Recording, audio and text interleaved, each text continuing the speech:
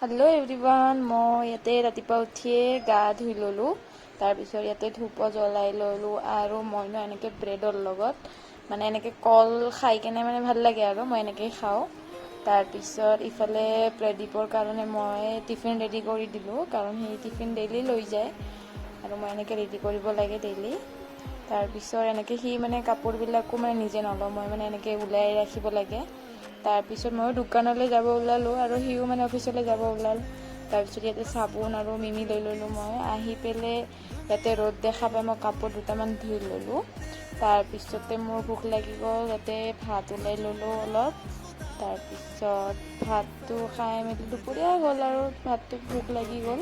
তাৰপিছত ইয়াতে লৈছোঁ মই দালি, অলপ মাংস আছিলে আৰু ভাজি, এনেকৈ খাই লৈ মেলি মই ৰেষ্ট কৰি মেলি ইয়াতে গধূলি লগাই আছিলোঁ নেইল পলিচ আৰু মোৰ তাত এটাই কালাৰ আছিল, এটা কালাৰ লগাই ল'লোঁ।